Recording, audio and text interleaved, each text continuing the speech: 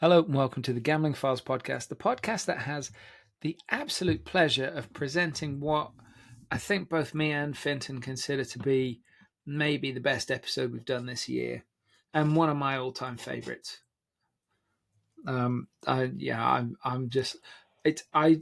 finished this episode and I felt so fucking inspired. It was unreal. Anyway, I'm one of your hosts, John Bruford, joined by your other host, whose name I won't say just yet, just to keep him quiet for a minute longer. Well, I would just like to say I don't have a favorite guest. They're all my favorites, right? As you know, I don't want to be the parent that's choosing. No, I'm not saying he's a favorite guest, but it's a favorite episode. You literally just said. No, I said it's a favorite episode. It's not. Right. I'm not saying that Keith is a favorite guest. Well, I'm not that kind of parent, Fintan. I just want to call you out on it. I don't think you can play favorites. John. I mean, I took the kids back to their mums this morning, and baby Al, who who's my favourite. He said to me, "I love you, Daddy," and I said, "Well, that's great." I said to him, "Fuck the other two."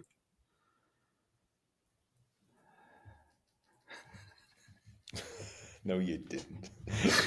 No, I didn't. I said bollocks to the other two. You love your kids.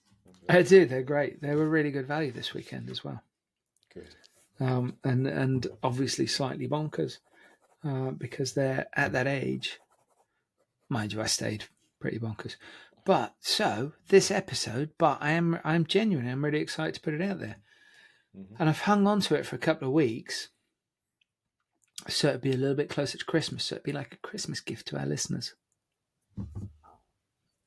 We could have done predictions. We could have done a year in review. Nope. We've done something different. True Gambling Files podcast style. Yep. Pay no attention to what people might want.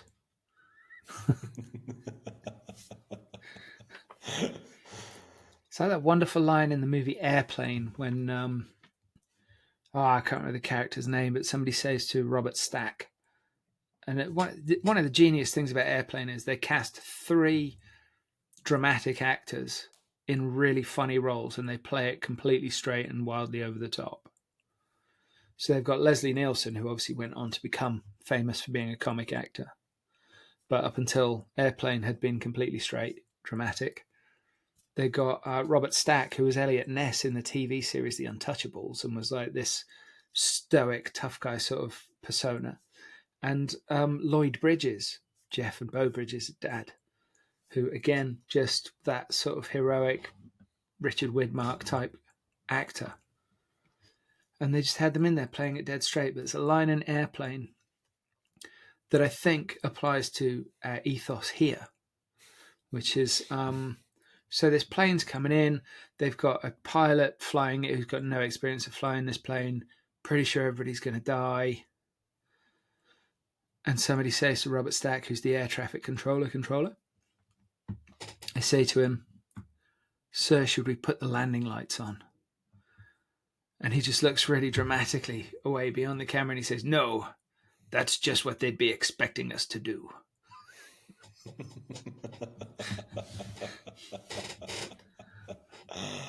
I think we should have that ethos on the next round of mugs that we get made.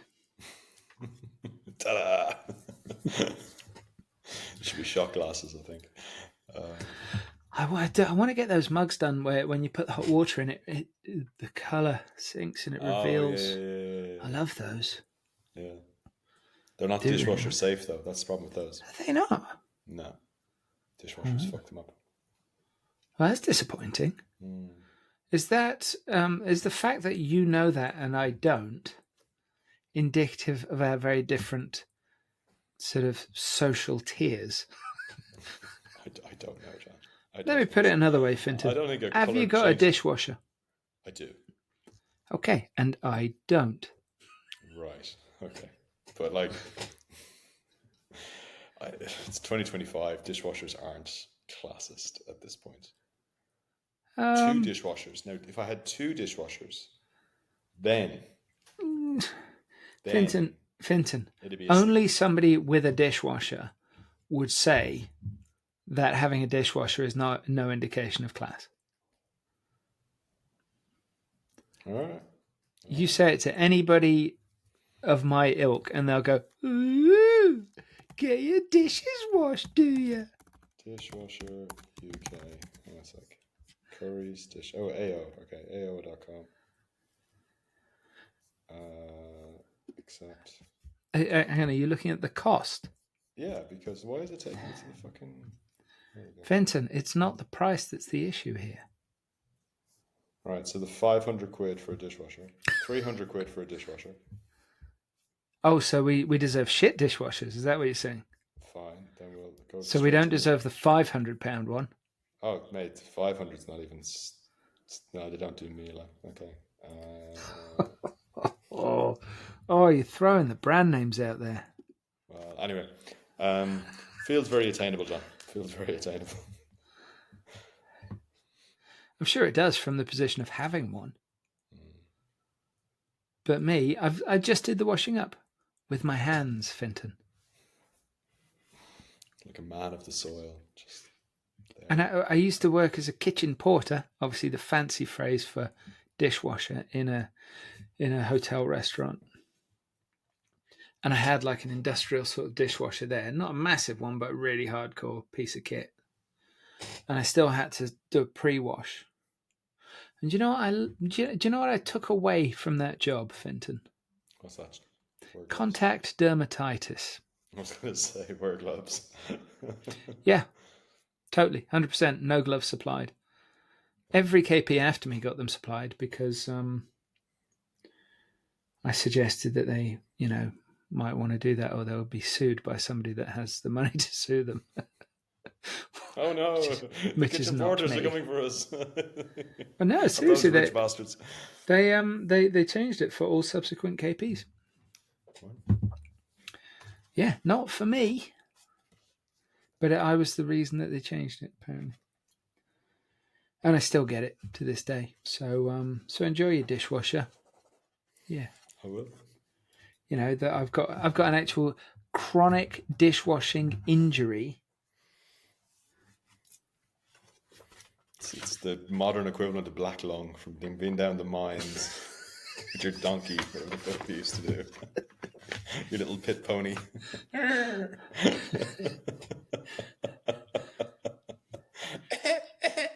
I'm just getting visited by fucking 4 ghosts this year, aren't I? That's what's about to fucking happen. Only somebody from the upper classes would be this rude about the working class. You need that coal. All right, she did a lot for the country. Fintan. Fintan.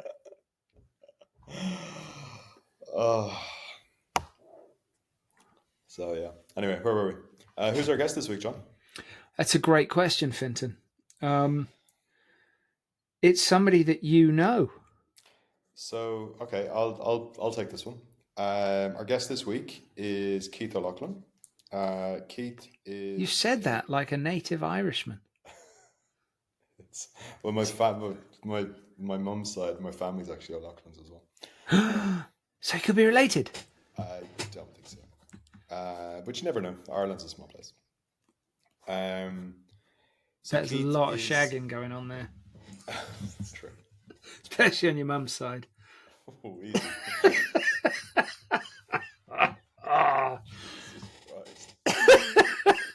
It's okay. I know she doesn't listen. She'd have told me by now. If this is the fucking episode she listens to because she likes F1. I'm very sorry, Mrs. Costello. Making fun of a widow. Jesus Christ. All right. So Keith is a veteran of the gambling industry. He's now a investor, entrepreneur outside the industry. Podcast sponsorships are available. Yeah, for sure. And he has written a wonderful book about a childhood hero, or a hero of mine, not even a childhood hero, Eddie Jordan. So Keith was lucky enough to become friends with Eddie. They did a lot of work and stuff together as well. they nearly bought Playtech, Playtech. which just on sheer balls alone, it's like It's fucking incredible. um, like, why not? They got very close. And Keith's book. So Eddie, for those who don't know, Eddie Jordan is Irishman. He set up he's famous for the Jordan F1 team, which through subsequent generations is Aston Martin Yep. in Silverstone. Eddie is also an amazing entrepreneur. He's a risk taker. He's somebody who just makes stuff happen. And Keith has kind of distilled down life lessons into his book. It's called Eddie Jordan, Full Throttle. And basically, Keith's going to spend the next hour just telling us Eddie Jordan stories. So why DHL vans are yellow. That's just fucking bonkers. That's like, amazing. Why Sparco is the shoes that all the F1 drivers wear. And just loads of others, just like stories of just Eddie Jordan and how they almost bought Playtech. And how they almost bought Playtech. Just as a fucking side quest, right? But my the thing I took away from this episode, and this is a big personal belief of mine, and sometimes I lose sight of it. And when I lose sight of it, I kind of have to ground and center myself, for want of sounding too much like a hippie. But it's the belief that one person can change the world every day, and that you can change the world with small acts of kindness. And that's what surprised me, but also what I took out of Keith's stories. Eddie Jordan fucking knew that. He knew how important it is to pay attention to the person that you're talking to make sure they know to make sure you're listening and be there and be present. And to when you do something for somebody, make it something that's meaningful for them. I think a mistake that a lot of people make in life, when they are thinking they are supporting others, they're doing something that's meaningful to themselves rather than thinking what is meaningful to the other person. And that's not being critical necessarily. It's just, I think it's fair to say from Keith's stories that Eddie Jordan had that ability to empathize realistically and to think about the person in front of them. Yep. And probably also in order to crush them. No, he doesn't come across as a crushing sort, does he? No, I don't think so. He was just somebody who didn't take no for an answer and just made stuff happen. There's a brilliant line in the episode, I think, which is he didn't take no for an answer. If somebody said no, he'd just think, right, I need to do this differently. Yeah. There's a relentless positivity to that. Yeah, there really is. And I think that's wonderful. And I came into this, like, I'd never met Keith, who's obviously a lovely fella. And I knew Eddie Jordan by name. I'd read the news stories and all that. I'm not a Formula One fan particularly. I do read reports and that, but that's just because I read a lot. And so, yeah, I came out of this episode just, I was absolutely buzzing afterwards. Really was. Yeah, it's inspiring. Absolutely inspiring. Have you read the book? Yeah. Have you really? Yeah. Some of this I haven't really yet. Well, the thing is, I haven't bought it yet, but I was in the supermarket, right? Oh, you saw it? You sent me a photo. So, but yeah, it has to be a book that's doing really well, or that the book publisher is furiously promoting, and book publishers don't do that generally. Because, like, if say you've got like a magazine stand in the supermarket, right? Mm-hmm. That magazine stand in the supermarket typically holds about 100 magazines, and they only sell the top 100 magazines, which of course becomes self-fulfilling, because only magazines that are sold in supermarkets will become the top 100. It's like Starburst. If Starburst is on everybody's homepage, then Starburst becomes the most popular game. So it's exactly. So, seeing it in there, I was like, fucking hell, either that's really being promoted or it's really doing well. And actually, I probably suspect it's really doing well. So that's really And I was looking at it on Amazon thinking, is today the day that I buy it? And it was number one in motorsport books. I think it might have been number one in sport books. wow. But in the run up to Christmas, gold. Seriously, it's doing really, really Oh, well. and actually, we should say all the proceeds from the book are going into the foundation. So there's a charity foundation. So Keith set up a charity foundation behind this, and that's where everything's going. And it's all going to be doing good stuff. So it's not like Keith's cashing in on his mate. Is it the Keith O'Loughlin Foundation? the Creamy Pints Foundation. It's what Eddie would have wanted. Keith's Bike Fund.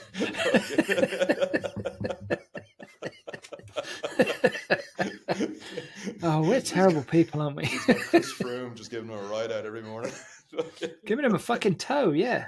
That's what he's doing. That's what the money's going into. No. So jokes aside, it's all going. The Keith explains in the podcast that there's a foundation behind it, and it's all off to good things. So You went very quiet there. did I? Yeah. You're Um, not speaking to me, you're speaking to an audience, Fintan. Project. Apologies, John. Let me project down to the back of the room. So better. anyway, Keith explains it on the podcast.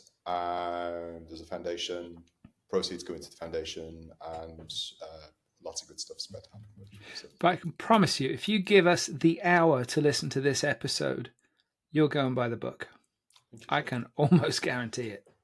Yep, 100%. But it's a good rule for life. Like, what would Eddie Jordan do as a question when you're faced with a business predicament? And is that how you do business? Is this why you're a success and I'm not? One of many reasons.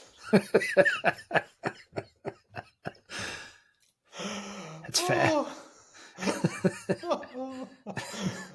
No, it's basically bullying at this point. But it's also impossible for me to disagree. So It's fine. yeah, great. Oh yeah. Talking of great. Yeah. Talking of what would Eddie Jordan do? What would he? I know what he'd do right now. He would take care of his sponsors. Is exactly what he would do right now. Fucking right, he would.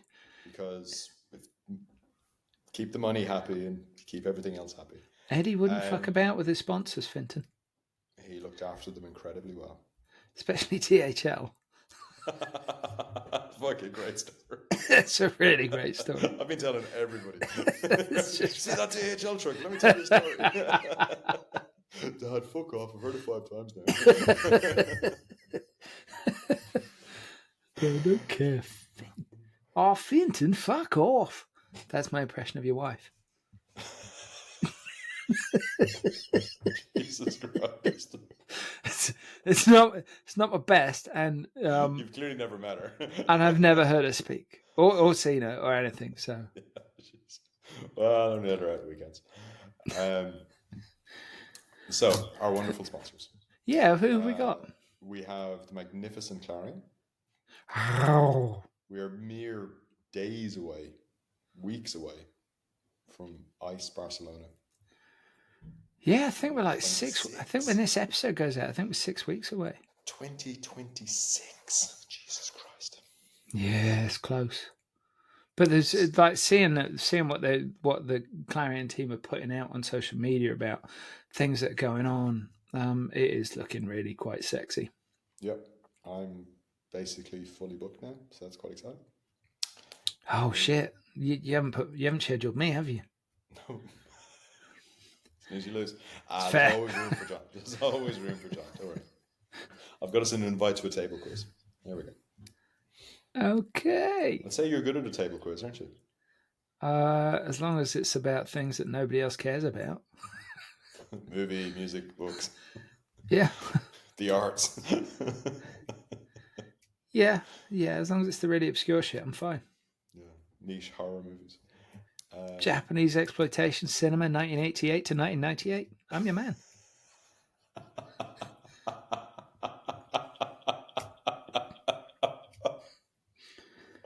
So if you Oh, know the question setter, we're so gonna win. So yeah, Clarion, Ice, book your tickets. yeah, if you're not registered for ICE, sort it out. Yeah. Start 2026 with a bang, and get your business done. Business. Talking of business, But Fintan is, or you shouldn't have mentioned you were fully booked. They'd probably got more registrations. People thought they were going to see you. there's always like a bit of flexibility. Other people want dishwashers as well, Fintan. No, if they got contact dermatitis, I'm not shaking that hand with Seriously. elbow bump. Oh, you should have seen it. Oh, so bad. Not so bad these days. We should thank OptiMove. Oh yeah, they came up with the positionless marketer, didn't they? Positionless marketing. It's in these times. It's a marketer's got to be somebody who can wear many hats. T-shaped, you could say. So an expert, but also wide experience across a lot of other things. So you've typically got ice-shaped people and you got T-shaped people, right? In terms of skill sets. So what leadership look for is to get promoted. It's like director, top levels. You want somebody who's got T-shaped. So they've got an expertise stack, but then they can also be deployable across other things or other problems. And that's more reflective of a problem-solving leadership type skill set rather than like you're an expert in one thing and you're just kind of stack that experience into a ceiling. So it's a signifier for. I'm a fucking K, aren't I? Sure. Yeah, you're definitely the alphabet. You're in there somewhere. You're probably a small T. You got tons of experience in publishing. You've got that really stacked, but then you've worked across lots of different sectors and publishing thingies and things like this. But you're kind of very publishing centric. That's kind of how to describe it. I've done bar work and I've done bar work. Washed up. Dishwashers, yeah. A few times. You're head of a media empire now. Media empire. Multi-podcast broadcasting network. Yeah, I'm not sure we could describe me as the head though. Fucking, you do more of it than I am, mate. So yeah, I would describe you as the head. Yeah, it's because you tell me what to do. No, I don't. Fucking, then you don't listen. So. Is that why I don't get anything done? Because you're not directing me. Fintan, we found the flaw in the business. Damn it. Anyway, so positionless marketer, OptiMove, they are the CRM system used by the majority of the Power 50. But it's not just the big guys; they can also work with the small guys and everything in between. Doesn't matter what country you're in. Doesn't matter. Sportsbook, casino, these guys can do it, and they're brilliant. Yeah, get the demo. We got the demo, and we were both absolutely wowed by it. And I'm not bullshitting you when I say that. If you get the demo and you're not wowed by it, please feel free to email us, and I will probably send you something rude back. Told you, I'd said I can look after sponsors. Why not? I appreciate that. I'm sure they love that.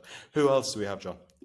But also follow the link in the show notes, because then they think that we're doing something useful as well, and they might come back for another year. Who knows? It is the end of the year renewal season. Really is, yeah. Pressure's on. Click, click, click, click. Come on, click, click. I'm not gonna swear at your potential customers, I promise. I totally am. I'm gonna tell them to go and fuck themselves. We've also got EveryMatrix. Now, Fintan. Tell me. Did you know? And this is topical. EveryMatrix is delivering advanced turkey platform technology to the global regulated iGaming and lottery industries with outstanding results. Yep. Now, I don't know if you noticed this, but I swapped turnkey for turkey. I saw that. Because and oh man, I should have done that for Thanksgiving as well, shouldn't I? Fuck. Oh, I'm a terrible I'm a terrible sponsor person. But it is still fair to say that they're powering the world's biggest brands and that they're solving the biggest challenges to operators. And I think it's also fair to say that they're taking businesses to the next level. And I feel, I mean, I don't know how you feel about this, Fintan, but I feel that with EveryMatrix, everything is possible. Everything. Oh, you agree? It's what would Eddie Jordan do? He'd call EveryMatrix. That's what he'd do. Holy fuck, that's a big one. That's like, whoa. So basically, listen to the episode, buy the book, sign up to EveryMatrix. It's a 3-step plan. Sure is. 4, attend ICE. 5, boost your CRM with Optimove. It's all compatible. So, holy fuck. We're practically a business plan. We're not just a podcast. Synergies, yeah. Sweet. That's great work, Fintan. So, Keith O'Loughlin talking about Eddie Jordan in what is the joint favourite episode of the year with the other 52 or so episodes. I bet you got participation trophies at school, didn't you? We welcome this week's guest. I'm delighted that Fintan is here. Jokes aside, this is a guest that Fintan sorted out, so honestly, I really don't know what's coming. We are joined by Keith O'Loughlin. He's an entrepreneur and a bum, apparently. Keith, welcome. Thank you for joining us. Thank you. It's great to be on. Meet you both. Yeah. Well, I'm super excited because, Ave, it's always great to chat with Keith. Second of all, Keith's just written a book about one of my heroes. No. He has. Hang on, what have you written a book about, Keith? It's a colouring book. You can just colour within the lines, especially for Christmas. I'm nearly there. I'm so close. It goes with Crayola. He's been practicing so fucking hard. He's been like, I can do it. I can do this. Yeah. I've written a book about Eddie Jordan. He was my buddy and business partner. So he passed away in March, and I did a radio interview a couple of days later on a business show, because after Formula One and within Formula One, he was a very successful businessman. And so on the interview on the business show and RTE radio, I had just prepared just a couple of things that I'd kind of learned from a business perspective. And when I left the show, I was like, actually, there's something in this. So I put an article on LinkedIn with like 20 things that I'd learned from Eddie Jordan. And I got 30 or 40 comments that this should be a book. So I'm like, okay. So I just locked myself away and wrote a book. Any listeners who are not familiar with the name, can you give us a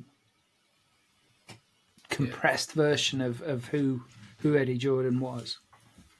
So Eddie Jordan was the founder of Jordan Formula One Racing, which is now the Aston Martin racing team. So he founded and started that team back in Silverstone, and that's still where the Aston Martin headquarters are. But within that, that's in some ways, it's a small part of what he did. He was a talent scout, so he gave Ayrton Senna his win that got him into Formula One. He gave Michael Schumacher his first drive. He had drivers like Jean Alesi, Damon Hill drove from, Ralph Schumacher drove from. He gave Eddie Irvine his start in Formula One. So he's responsible for a lot of people's careers and success in terms of how he operated. So where do you come into that? So about 6 years ago, I was in a coffee shop in Spain with my eldest daughter. So she was 17 at the time, and she decided to just test the boundaries of parenting, my parenting specifically, from the wrong side of the line, where she was dancing on the wrong side of the boundary. So I'm like, we need a board meeting. So we're having a board meeting in the cafe, and she's not saying anything. And I'm sitting, we're just having a bit of a stare down. And then I said, just give me a second. Eddie Jordan, I just seen him over here, and he's dressed in cycling kit. I'm just going to go and say hello. So she's like, don't. It's embarrassing. Now, as Fintan will know, Irish people can just randomly go to any Irish person and go, well, how are you? And you'll get a reasonable response. So I went up to him and said, hi, Eddie, I'm Keith. If you ever want to go for a bike ride, there's a bunch of us go here a couple of times a week. Now, most people who you would say that to say, thank you, and would give you platitudes, you never hear from them. He looked up at me and said, where's that accent from? I said, County Laois. And he said, show me ma's from there. She were practically related. So he said, let's go tomorrow morning at 8 for a bike ride. And I'm like, oh, okay. So I'm sitting there about 10 to 8 thinking, I'd like to get a picture with this guy because he's been very successful and, but I don't want to ask him for a picture. So anyway, we get about 10 minutes out the road. We've now discovered everybody who we know in common because all Irish people know all Irish people, right? It's not the 7 degrees of Kevin Bacon. It's the 2 degrees of Irish people, right? Literally, everyone knows each other. It's just part of the rules. So we discovered we knew kind of everybody. And also he had a lot of investments in gambling businesses and was really interested in gambling businesses. So it was one of those businesses specifically that he was like, look, my buddy owns this business. I want to send a picture of us two when we get to the coffee shop. So I'm like, okay, Eddie, if you want to send a picture of the two of us, that's fine by me. So we had a great chat. And then a couple of days later, we recycled kind of most days for the next kind of 3 weeks and just clicked and we started to do business stuff together. And a few days after I met him, I went to him and said, look, I think that we should buy OpenBet and Playtech and put them together and do some business. And that was one of the things we did, just because you can. So we were business partners and buddies. So we cycled all over the world. We had loads of business investments, did all sorts of stuff. I love the way you just really casually dropped in the air. We just buy OpenBet and Playtech and we just like do that thing. Yeah. Yeah, because like people just do shit like that, don't they? Well, I said to him, look, I think it's going to cost us this, and I think that we could put them together, the synergies and all sorts of stuff, and we'd probably make back 2 or 3 times our money. So he's like, okay. So he literally rang his finance guy, just gets the phone, rings his finance guy, and says, look, I'm here with Keith, my buddy, and he has this idea that he wants us to do. So your man listened, and he said, lads, it's going to cost you about 4 billion. I think both of you are fucking bonkers, right? So will you do us a favour, and if you think it's that good, buy some shares and let some other idiot take all the hassle. So then he hangs up the phone and he just looks at me and goes, we're fucking doing it. No one fucking tells me no. And for the following 18 months, we put a bid in for OpenBet, but it got too expensive and wasn't value, as subsequently has been seen in the market. But we put a really good bid in for Playtech, but in the end we were blocked by a consortium of investors who had their own reasons for blocking it, and I'll leave it at that. But we raised 3 billion to buy Playtech. We had a great plan, and we were literally we would have executed it, and it was an amazing journey of madness. Like things like we had part of it was to buy Playtech, and we were going to sell the Italian arm of the business. So we'd sold that for about 1.3 billion. And 5 days before our bid was to actually be launched with the stock exchange in the UK, the person or the business who was going to buy it pulled out. So we now have a 1.3 billion hole of a 3 billion bid. And that's a large hole, any which way you look at it, right? Like, I think it's about 10 years of going to the ATM at £1,000 a shot of being able to get that kind of money out. Right? So we had 5 days. So I rang another business that I felt would like to buy it, and within 2 hours, we had somebody else who was on the hook for between 1.3 and 1.4 and 1.5 billion. So we were actually improving our worth.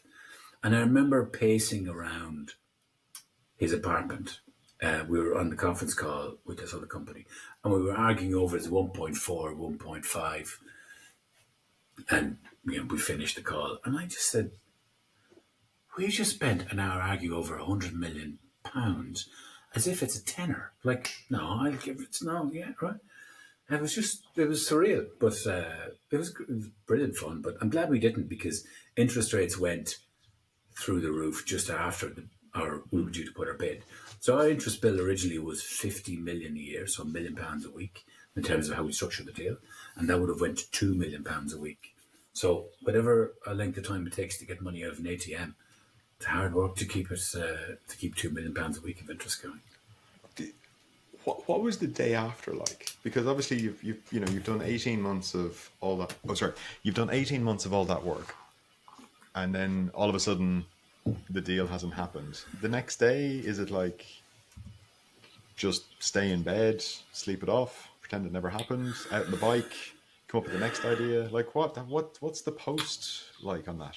Well, it was like being punch drunk, because I'd gone, but we put a lot of money. I think the bid probably cost £1 million maybe, and that was on the low end of what bids, because we literally scraped, did every sort of clever deal that we could to get the bid done.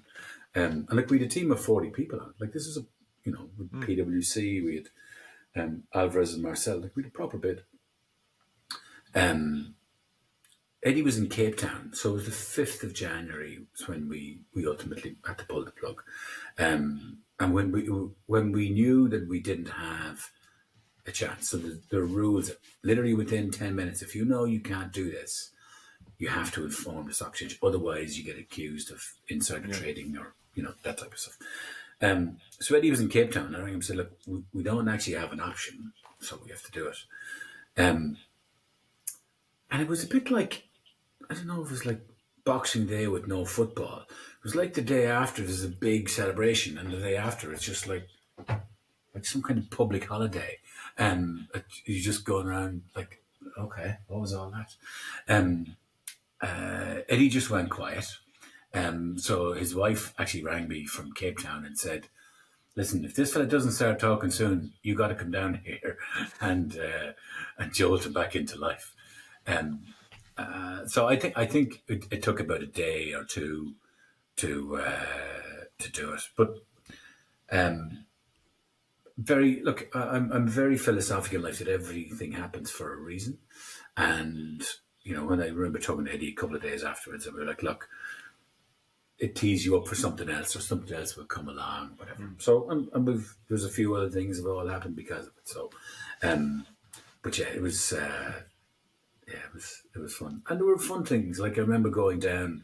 I was staying in South Kensington, and I remember going down to the tube station, and our bid was on the front cover of the Evening Standard. Right? So there were fun things about it, but it was like an NBA bottled into a few months. I love it. Yeah, it really sounds like it. That's amazing. So your book, obviously there's a couple of different things going on in the book. So some of it's the life lessons, but some of it's also interviews with celebrities, but who are also friends of Eddie and things like this. So reading through the list, it's like a lot of my childhood heroes are on that list. I'm assuming like Keith Wood, David Coulthard, some amazing people. I'm guessing it must have been kind of a little bit bittersweet. You're both talking about a friend, somebody you know really well, but it's also somebody, it is a celebrity. And what was that interview process like with the different people? It's funny that the book took its own shape. I wasn't trying to tell his life story, because he wrote his own autobiography. What I was trying to capture was, if you met Eddie, firstly, he would try and shock you, right? Just to completely knock you off guard. He would say the most outrageous things, right? I'll try and think of something in a few minutes that I could actually say in a public forum. But there was nothing that he wouldn't say. Like, he had no filter. Didn't even have a place to install a filter. So that was his first thing. And then when he kind of would really shock you, then he would kind of put his arm around you and he would have a conversation. But he would I tell can you relate stories. to that. Can you? But he would tell stories. And so you'd be entertained. And at the end of your chat with him, you'd realise you kind of learn something from him. And that's kind of the ethos of the book, is that I wanted to impart some insights about how he was successful and why he was successful. So the first bit is a little bit about him and what shaped his childhood. So it's like a mini biography. And then we've got these like 25 principles. And then the last bit is kind of the success that he had because of these principles and what actually delivery of them. And then we talked to 64 people, or I talked to 64 people to get their perspectives. And both my parents passed away quite a while ago, and I always took a view that I was luckier to have them than spend my life mourning them. And Eddie was somebody who was absolutely magic as a person, unbelievable energy. And what I was trying to do was capture that energy so people who didn't know him and just saw the public persona, or didn't even see the public persona, could kind of learn from that. So, like, with everybody, I got a different perspective. So, for example, Stephen Roach, Irish cyclist, won the Tour de France, Giro d'Italia and World Championship in 1987. I think one of only 5 people to win all 3 races in a single year. And 2 years beforehand, he said he was sitting down having a cup of coffee with Eddie, and he was, to his language, just a cyclist at the time. So he sits with Eddie, and he's like, Eddie, I'm a bit of a dreamer. I don't really know what to do with it or how to voice it. And Eddie said, Stephen, if you say your dreams out loud, unless people laugh at you, you're not dreaming big enough. Right? And he said he's held on to that for 40 years. So that's like one perspective. I was I live in Monaco, and I was sitting in the apartment one day and I get a call from this number, and it was like 10 digits that were like the same. I can't remember what the number was, but it was like all 4s. Like, this is strange. It's either the phone company or somebody important. So answer the phone. Hi, Keith. It's Bernie. Wow. Oh, hi, Bernie Eccleston. How are you? Long time. Oh, no, we haven't spoken before. He's like, yeah, you want something for the book? Yeah, that'd be great, Bernie. And so he told me the story of Eddie was the first person to give Michael Schumacher a drive, which most people know. But not many people necessarily know what happened beforehand, during, or afterwards. And beforehand, there was Mercedes had actually groomed him. He was on their driver program, but he wasn't good enough to get a Formula One drive yet with Mercedes. So Eddie was giving him his first drive, and the contract was done, interestingly, originally in the Monday or the Tuesday, because Eddie's driver, his previous driver, had sprayed pepper spray in the face of a taxi driver in London, and was promptly brought to a place where they lock you up. And so he was imprisoned, and which actually suited Eddie because he needed a new driver with money, and that contract was null and void. So he was like, okay, great. My driver's in jail. I can get a new driver who could bring some money. And sorry, he said that on a podcast. I'm not picking that up. He's like, I needed the money. Couldn't be fucking better. It's fucking brilliant. Okay. So Schumacher's contract came to say Michael will sign the contract after the race with Jordan. It was like a heads of terms. And then the night before he was due to do testing, they changed the wording, unknown to the Jordan camp, from the contract to a contract. Anyway, Michael goes, performs incredibly well, and the following day, somebody just mentions to Eddie, how are you doing on the contract? And he said, well, I'm happy. And then they realised that it said a contract instead of the. And a contract could have been a contract to just stand beside Eddie and have a photograph taken. There's no materiality to it. So anyway, there was a lot of negotiation, and Benetton effectively took Schumacher. But Bernie said that he said Eddie was kind of magnanimous about it, even though he liked Schumacher, wanted to keep him, but he was like, Bernie said, look, Eddie, you don't have much money. You need money. Michael needs to go to a bigger team. Take the cash, shut the fuck up, and come back to the grid next Sunday. Okay? And that's pretty much what it was. And he said, Eddie was, to quote Bernie, he said Eddie was very good about it and he understood. And he also said, look, if Schumacher had stayed with Jordan, it was a small team. And like their job wasn't to try and win every week. Their job was to try and win every so often. And if you look at, the teams nowadays, the smaller teams don't really win a race ever. Whereas Jordan had 4 wins and always challenged. So they were keeping the big teams on their toes, and that was their job.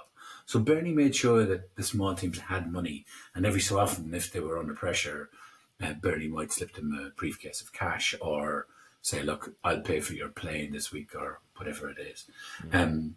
So I got loads of different perspectives from people. Like Richard Branson. There's a great story from Richard Branson where but back in the days when not everybody, like people didn't have much money, and Branson had just started Virgin Airlines. So he had some Vauxhall vans that were clapped out. They had 300,000 miles. So he gave the vans to Eddie. And the story goes, and I thought this was made up, but I'll tell you a bit more about it in a second. So 3 vans sitting at the back, and there's a guy who comes in to reception, and Eddie took an immediate dislike to him. I'm like, what'd you take a dislike to him for? He said, well, his mother dropped him off. I'm like, fucking 21. You should be able to get there on your own, right? So he just took immediate dislike. So he said to the guy, what are you doing here? He said, well, I'm here for an interview. Tell you what you fucking do. Go out the back and give those vans a haircut. So 40 minutes later, Eddie walks back through reception and says, I thought I told you to give those vans a haircut. And he's like, yeah. What the fuck are you sitting there for? I gave them a haircut. There's only 30,000 miles on each of them now. So he's got 3 vans. So that gentleman is now the longest serving employee in Aston Martin and has pretty much gone to every single race and is very senior in the organisation. He got the job. And that was Richard's contribution to the book. He was I'm glad I had a little bit of a part. So it's like there's loads of those kind of stories from people. But like he was very determined and I think his ability to think outside the box was quite incredible. That he would just say, if you said no, he just heard, I need to do this differently because I'm not taking no for an answer. With everything. Fintan, what was it what is it that you like particularly about Eddie Jordan?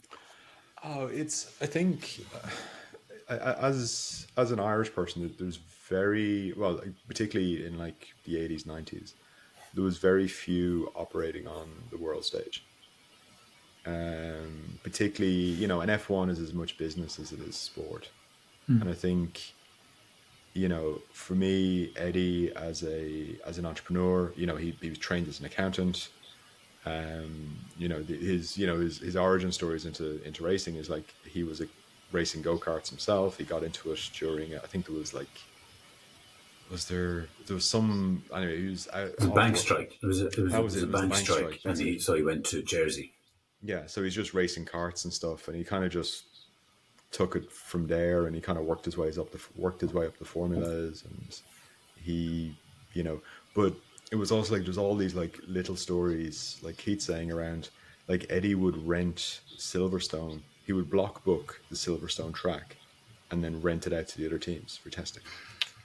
Or right, or like I'm a marketing nerd, so when the cigarette changes, so Benson and Hedges were one of the sponsors, it changed to Bitten and Hisses. So that kind of, just guerrilla marketing on a world stage. and Marlboro and like Ferrari and stuff copied this badly over time. Just so many of these things where it's just like, here's a bloke who's just decided he's going to go do it, and it doesn't matter where he's from, and he's just making it happen by the scruff of its neck, whether you like it or not. And there's not many of those out of Ireland, is probably how I would say it. You've got like U2 or whatever, and there's particularly artists and stuff like that, but from a business perspective, obviously Michael O'Leary came along, and you've got Ryanair, and then the Paddy Power lads and stuff as well. So there's been stuff since, but Eddie for me was like one of the, like, oh wow, that's like, they talk about representation matters, right? It was like, oh wow, that's I get that, I can relate to that. I think his sorry, go ahead. In Formula One was harder than business, because we can all do business, and you can have business that can scale, but to say I'm going to go to Formula One, I'm going to build my own car from scratch within 12 months, land on the grid, and actually compete. And in his first year, we're fifth in the Constructors' Championship in his first year. And I think that's for all of us, like, and not just Irish people, which is what I've tried to capture in the book. Like in Formula One, nobody else has done what he's done in modern times. Like there's nobody kind of has come in and created a team just from pure determination. And like what Fintan said about the Benson Hedges, there's a great story about so Benson Hedges were their long-term sponsor. And then that's when you couldn't talk about, as Fintan said, when you couldn't talk about cigarette names, it became Buzzing and Hornets and Bleeding and Misses or whatever, and still in the same font. So you got the angle. But Deutsche Post bought this small company called DHL about 25 years ago while Jordan were racing. And Deutsche Post had a small little sticker on the front left and front right of the Jordan car. And they said, Eddie, we want to become your title sponsor next year.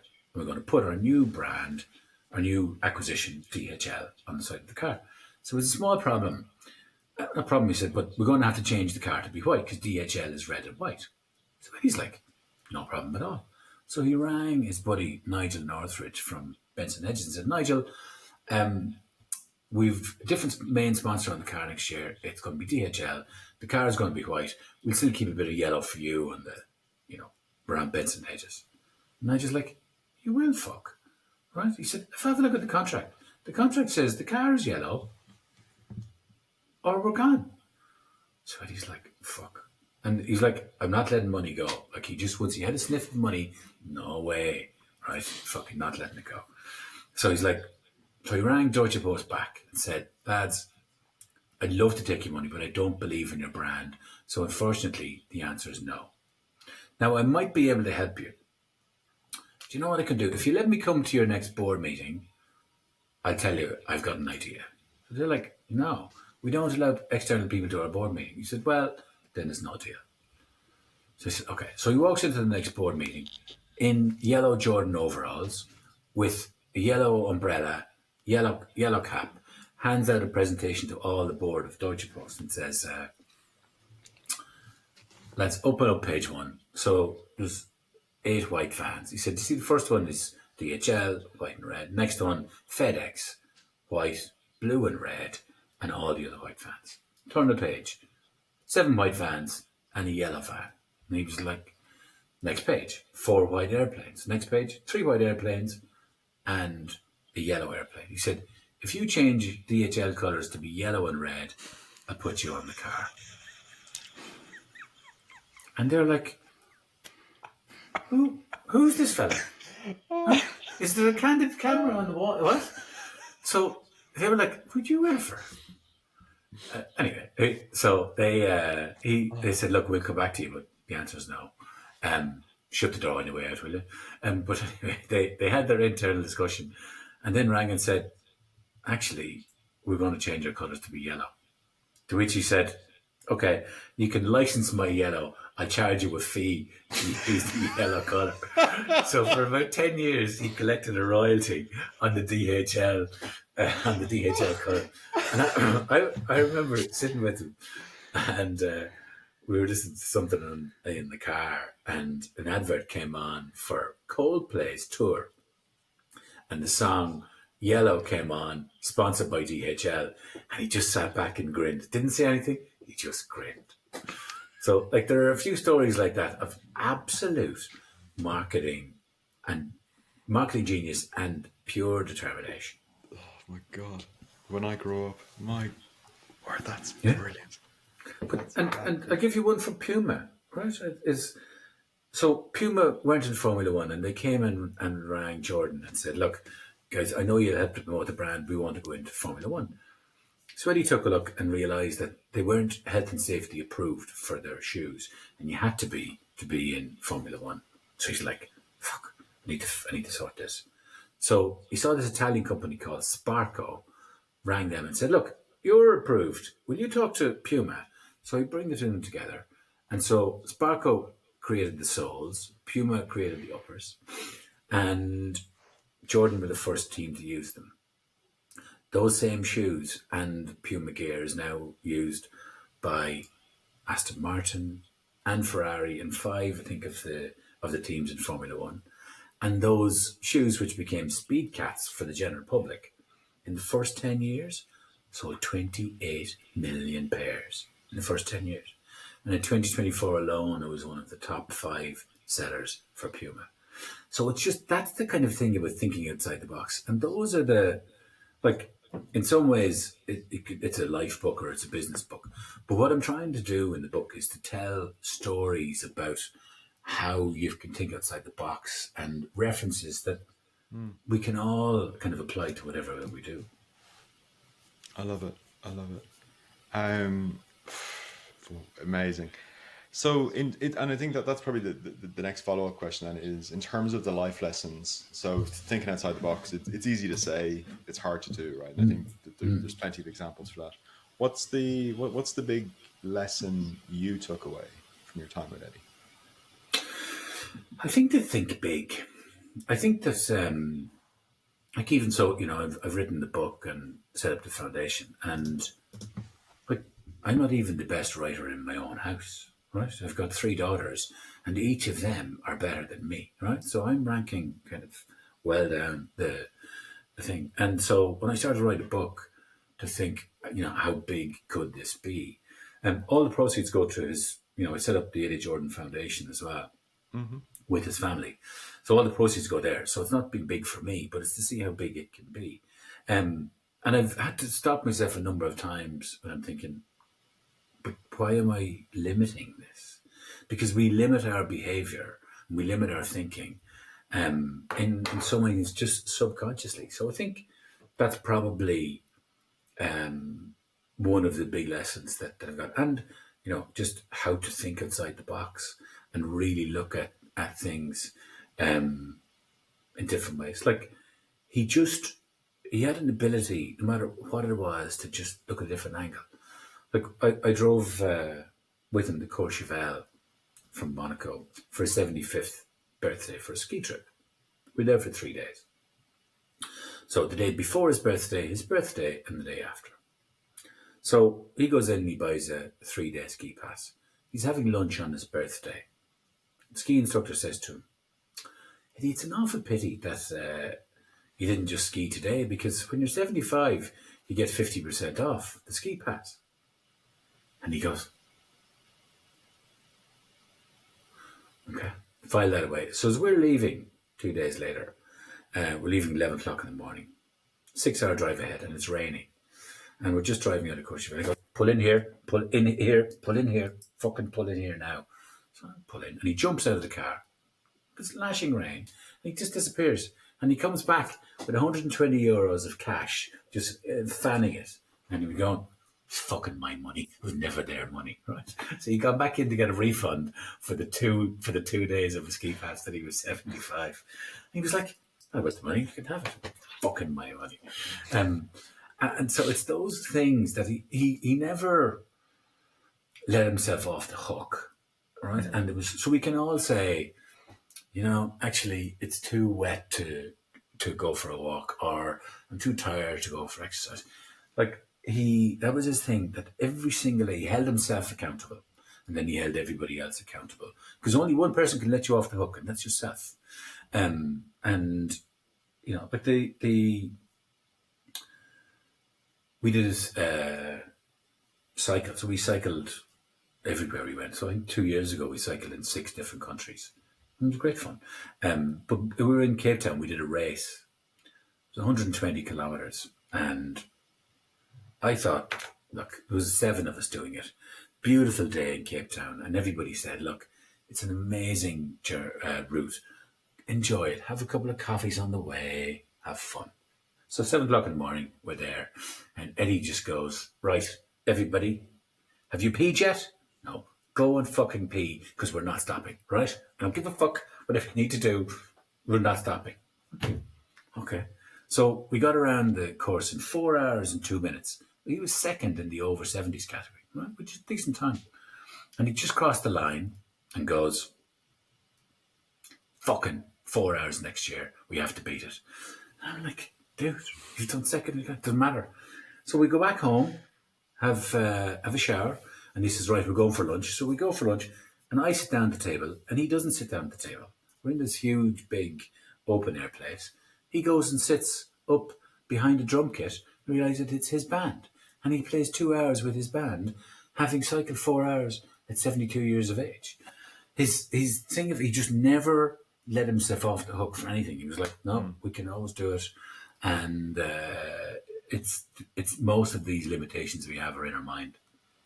As you were saying this, I'm thinking of like the most successful people I've encountered or worked with or met, and that kind of not letting yourself off the hook, always being on, and I think your way of it, like always being accountable to yourself, I think is you're right. That is, because like, yeah, I definitely like, fuck it, it's a nice day, let's do some stuff for coffee and a bit of cake, have the crack. It sounds lovely. Yeah. It sounds like a great day out. I know I'm not going to win, so why are we racing, right? I can torture myself any day of the week. But at 74, like when you're in your 70s as well, like you'd think like, hey, you can take it easy, you can do whatever. But when it was one of kind of, obviously when he passed, up until beforehand, he was trying to save London Irish or resurrect London Irish Rugby Club, and he was like trying to do business and deals when he must have been, in a lot of pain and a lot going on. Like right till the end, he was working. The month after he was diagnosed, he'd had a cup of coffee. So it took him. He was diagnosed in March 24 as having prostate cancer, and it was in his bones as well. A couple of weeks later, he had a coffee with Adrian Newey, and Adrian was like, look, I want to get out of Red Bull and maybe do something else. So he was like, fine. And even right throughout his treatment, his operations, everything, he found a way to get Adrian out of Red Bull, and then went and did a negotiation with all of the Formula One teams. Yeah, but some of it was from his hospital bed. He'd be on Zoom calls with tubes hanging out of him here and there. Jesus. And like he just, when he showed up, like he was in incredible pain at times. Like I remember going into the apartment one day, and I thought there was nobody there. He left the door open for me, and next thing I heard, he was in bed and he was in terrible pain. And I went, what are you doing? He said, oh, I'm in terrible pain. I said, okay, just rest. He said, no, I'm doing a podcast in half an hour. I'm like, how can you do a podcast? You can barely talk. He said, fucking doing it. So he gets up, has a quick shower, has a Red Bull, and he does a podcast with Coulthard. He just, no matter what, and he got the deal done with Adrian, and probably the biggest deal, it's not a driver's deal, that was ever done in the history of Formula One. There's a story I just want to tell you on, when you talk about kind of applying the life lessons. So all the stories weren't big. So the Schumacher story in detail, they're very public. But there are also little nuggets which are in the book. Just about trying to what I'm trying to do is get across concepts to people with stories so people can relate them. Because that's what it's about. I used to read business books all the time, and it was like, oh, this feels like work and it's hassle. What we try to do here is not necessarily a business book. It's a very entertaining, light-hearted book, which actually you get some stuff from. But anyway, one Sunday morning, he's in Belgium in Spa, and his truck driver comes up and taps him on the shoulder. Eddie, can I help? Dave, it's a race day, okay? I'm really busy. Please fuck off. So 40 minutes later, he comes back, taps on the shoulder. Dave, I told you, I'm busy. And he comes back again, and then he was like, this is 1998. I'm not really sure what this weather's going to be like. Dave, would you ever drive out about 4 kilometres out there, and if it's going to rain, will you give me a call? Dave's like, oh, great, I've got something to do. So he goes and drives out. 2/3 of the way into the race, and he gets a tap on the shoulder. What? Dave's on the phone. Tell Dave to fuck off, I'm busy. It's a race. Does he not know? No. Dave wants to talk to you now. Hi, Dave. It's going to rain. Brings his cars in, changes onto wet tyres, wins 1 and 2. I remember that race. And yeah, okay. And the thing that people get in teamwork is somebody will always get the medals and the accolades. Damon Hill lifted the trophy, but he wouldn't have done it unless Dave was out there making the call.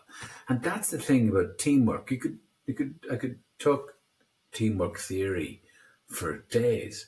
But actually, when you tell a story like you get it, actually, this was how everybody wanted to. How can I help? How can I help? And everybody, like in rugby, when a scrum or a ball brings the ball over the line, this is everybody saying, I'm part of it.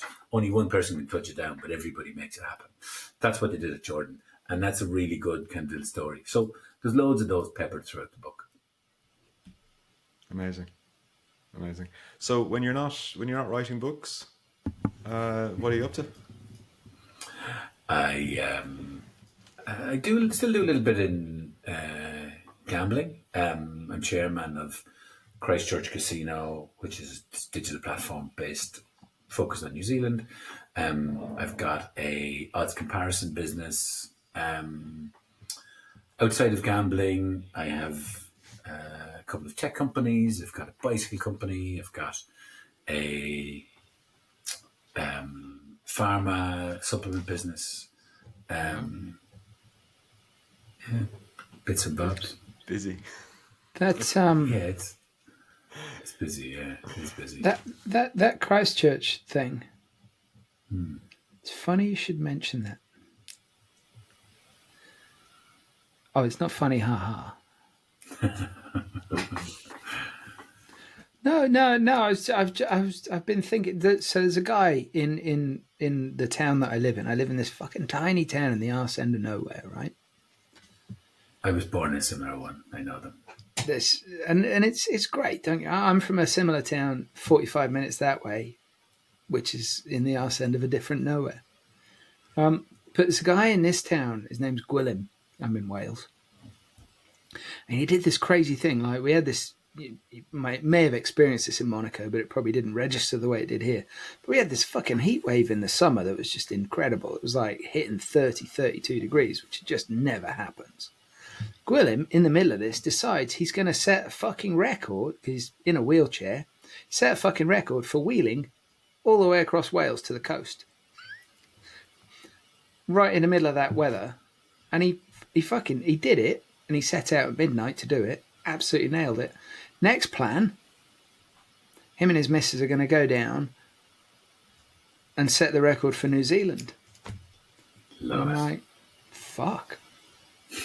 I said, maybe I know some people operating over there. I don't know. I would reach out and talk to some people.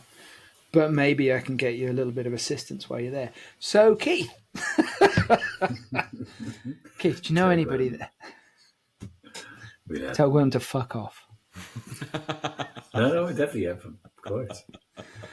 Awesome. But yeah, the people doing adventure shit like that, I just think.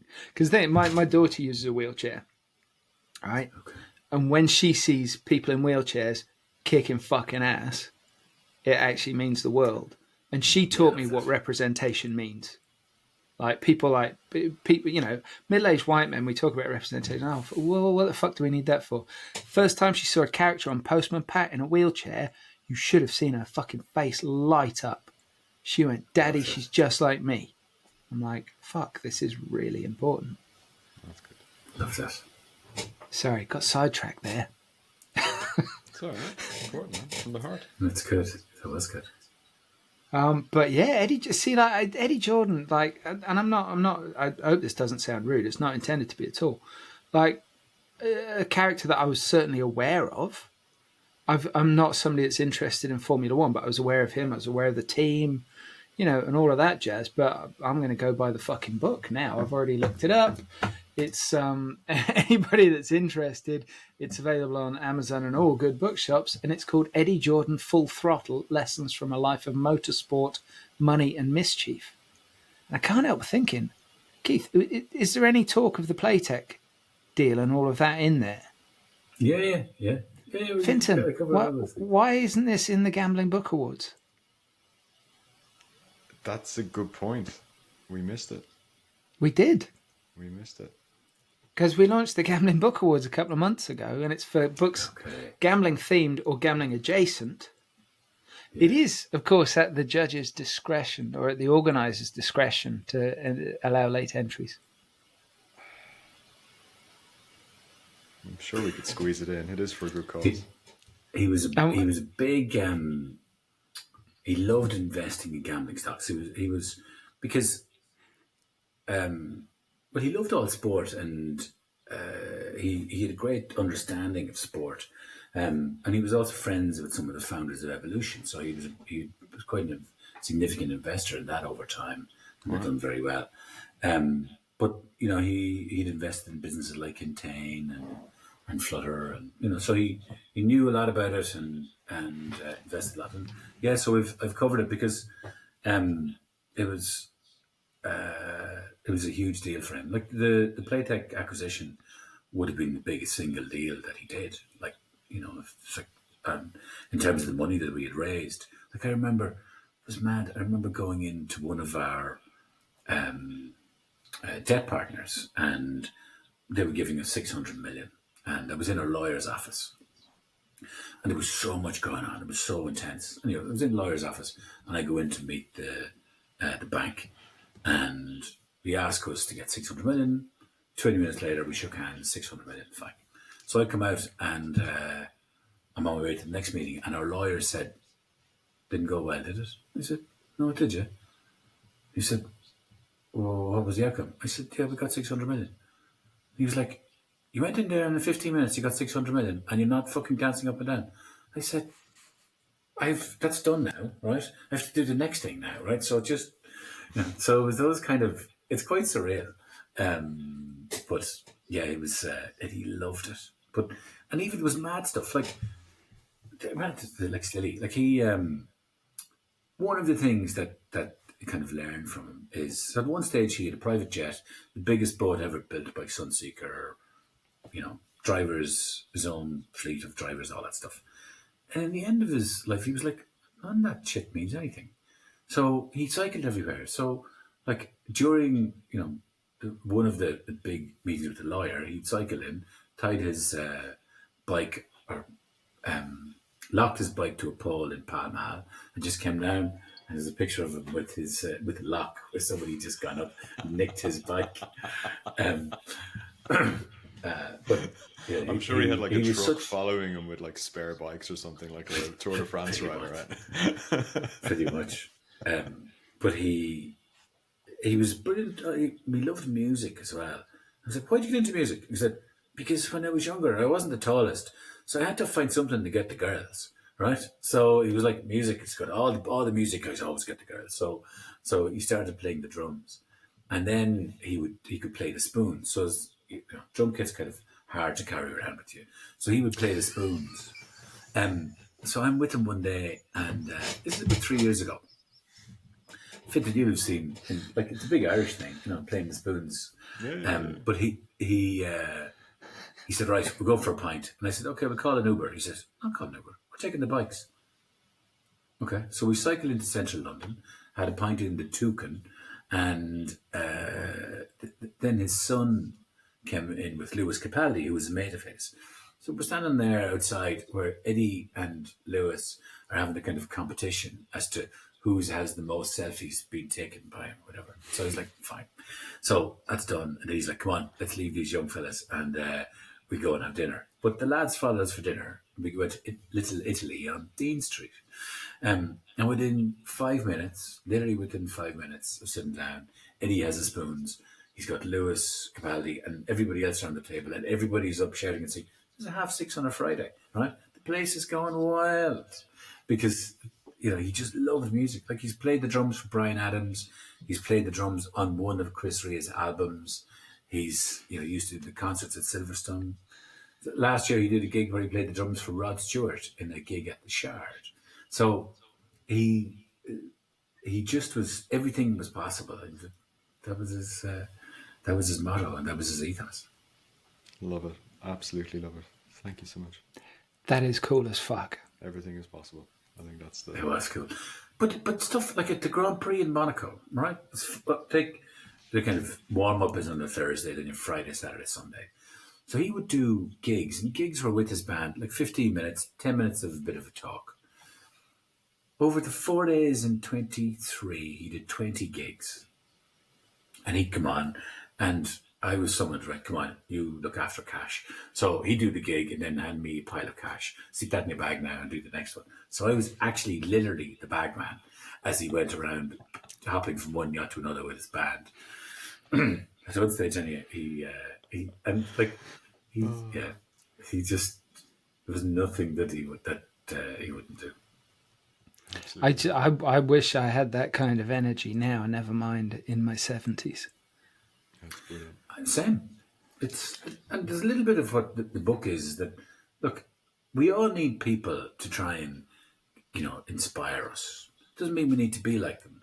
But if they help to tweak one or two little things about us and just give us some direction, that's enough. Like, that's what like, my daughter is in LA. She's in UCLA for a year. And she texted me last week and said, Dad, my favorite comedian, I walked past him on campus earlier. So normally I wouldn't go up, but I love this guy. I've been watching all his shows. So she said, I thought, what would Eddie do? I was like, he'd fucking go up to him. So I went up, he said, here's the picture, right?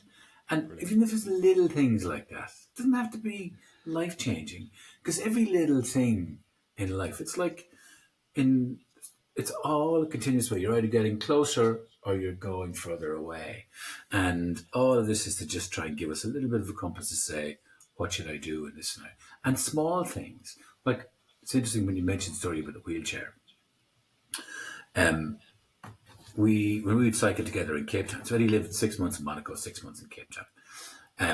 And at the end of his road, about 500 metres from where he lived in Cape Town, there was a guy in a broken wheelchair that just used to sit there all day. And he was like, never pass him without giving him some cash. Okay, like, fine. And he had drilled into all of his buddies. So last year we were there, and one of the guys arrived out and said, the guy in the wheelchair is not there. I was like, what? Okay. So next time he went out for a bike ride, he saw him, and he was in a new wheelchair. And he stopped and said, I was worried that you were dead. He said, no.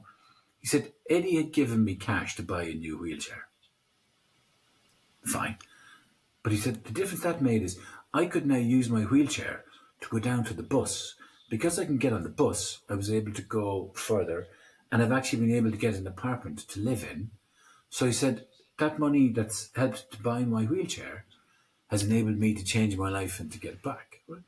So there are, again, little snippets in the book, but they're just things that, small acts of kindness. You never really know the full scope of how much they can help people. And it can be small things. So, we all just need to be a bit kinder, and it can mean so much to people. Yeah, in a world where things are increasingly polarized through politics, through just some of the really basic shit, where we've forgotten that we used to be able to disagree on all sorts of shit and still get along.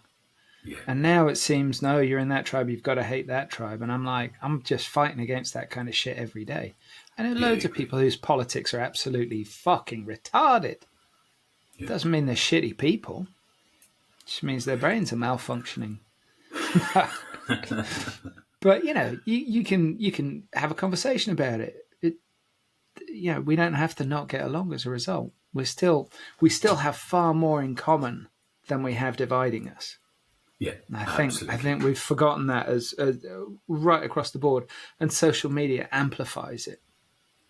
And I think our ancestors, assuming there are any, will look back on this age of social media and they'll say, "What the fuck were they thinking with that?" Because we're all going into it and we're all looking at it. We're all going, "This is wrong because of this, this, and this," and then we're still doing it. But I drove over Tower Bridge yesterday in London, and every single person had the phone in their hand, looking at the phone.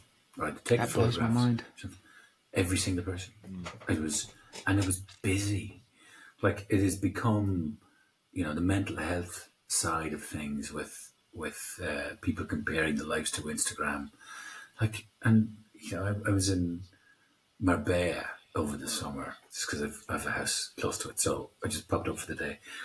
And there was a spot where people were just driving up, girls were getting out, taking a selfie in front of something, big smile, back to the frown, back in the car and going. I'm like, oh, what's all this nonsense about? People just going, you might as well just AI yourself into the picture and save yourself the bother, right? I think concerts are the worst. And this really gets on my tits. When I'm at a concert, my phone stays in my fucking pocket. Yeah.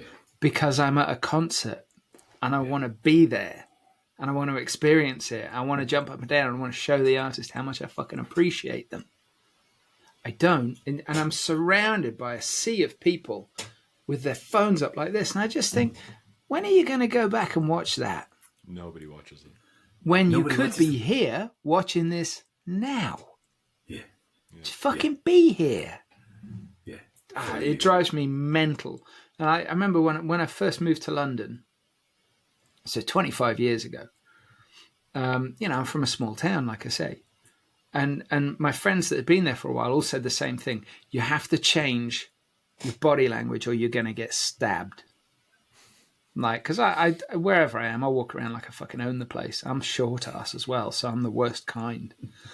So I'm strutting around London, and I said to them, nobody's going to stab me because everybody else has got their head down. This was before phones. Everybody was just avoiding eye contact. But now it's like it's way worse. People aren't. People used to have books on trains, and now they don't. Now they're playing games or sending messages or taking selfies or whatever. It's like you used to always see commuters. Every single one of them would have a book.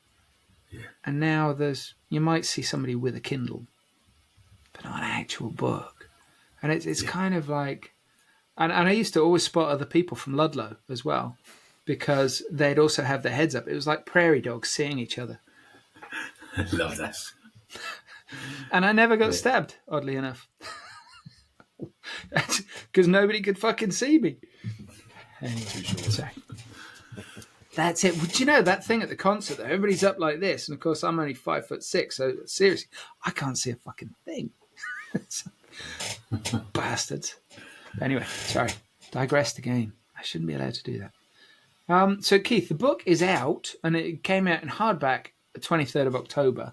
Me and Fintan will have a chat about whether we can get that into the Gambling Book Awards because it sounds fantastic, and I can't believe this. I mean, he sounds wonderful. He sounds amazing, and I can totally see Fintan why he'd be a hero because he just sounds like that fucking wheelchair story.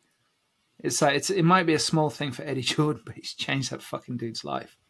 Yeah, and that dude will change somebody else's life down the line as well. Because that is how that works, and that's like that's very, very cool. Yeah, and interestingly, one of the things that I aspire is that one of the things that Eddie had was he was able to give his time so freely to people.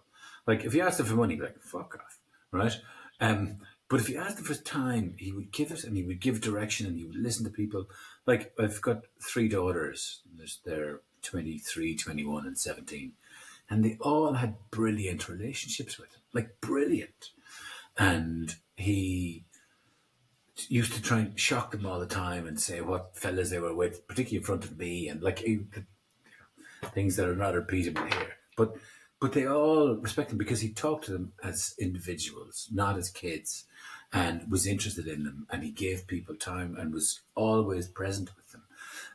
And in a world that we're in where there's so much stuff happening all the time coming at us, that's a skill. But he always made people feel like you were the only person in the room, not the most important. You were the only person, and that's that was a real skill. And I feel it's interesting. The book has had most people who've read it absolutely love it. I've had a few people kind of go, "Sorry, that's not biography. Like, what do I want this for?" I'm like, it's not meant to be. It's designed, and it's very. I didn't set out to do it, but it's kind of captured his energy and his essence in all the stories, and you get a really good picture of him from it. And that's all I wanted to do. And I think, and that's the thing. Like you said, he's written his biography. That book's available as well, right? This is it's autobiography. He wrote it himself. Sorry, John. But I'm just looking at the reviews, and it's 5 stars, 5 stars. What's this? From somebody called Niall, so it's probably a fellow Irishman.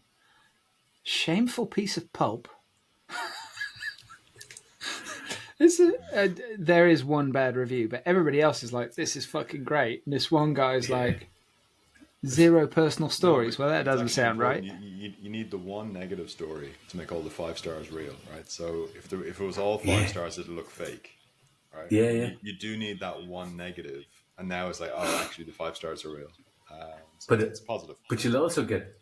It's funny because I haven't done anything in the public domain like this before, and reviews come up like that, and you look at it and go, well, actually, no personal stories. There's 64 different people have given personal stories, and actually, the book is only personal stories, right?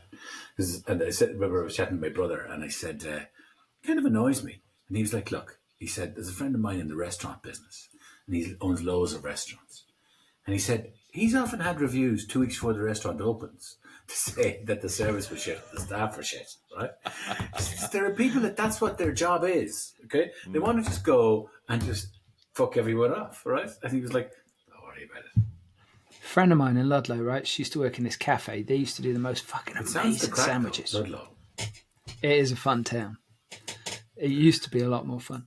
So they used to make these fucking great sandwiches. And they had loads of regulars going in and all that. And I went in there one day, and my friend Donna was like the cook there. And she was fucking fuming. I go, what's wrong? She said, look at this fucking review we've got. It was like a 1-star review. And the review started with the words, I've had countless great experiences in this restaurant, but I had to share this experience with you today. Fucking 1-star review. So these countless great experiences didn't put a fucking review up. Has one bad experience. It's a 1-star. Would not recommend. And you're like, what? It's that fucking polarity thing again. It's like everything is 5 or 1. Yeah. Things can be average. Yeah. What? People. Fucking people. Sorry. Brilliant, Keith. Thanks so much for your time. Thanks for the book. No, thank you both. It's fantastic and highly recommended. And great to chat and share some stories. And we probably could have kept you here for another 5 hours, kind of just regaling stories. So anytime you want to come back on and talk Eddie Jordan stories, you're more than welcome. Oh, fuck yes. Thanks, guys. I appreciate it. Thank you so much. It's been great to be on and love chatting. Brilliant. Thank you. If you've enjoyed this episode of the Gambling Files podcast, please find us on LinkedIn. Give us a big, juicy, succulent like. That nearly went wrong. You can find us under the name The Gambling Files Podcast. You can find us on Twitter under The Gambling Files. I think the handle is just @GamblingFiles. You can connect to myself, John Bruford, or Fintan Costello, also on LinkedIn. We're also both on Twitter. And you can find all of our previous episodes at www.thegamblingfiles.com. If you enjoyed it, please share, tell your friends, tell your family, tell your colleagues, and we'll see you next time.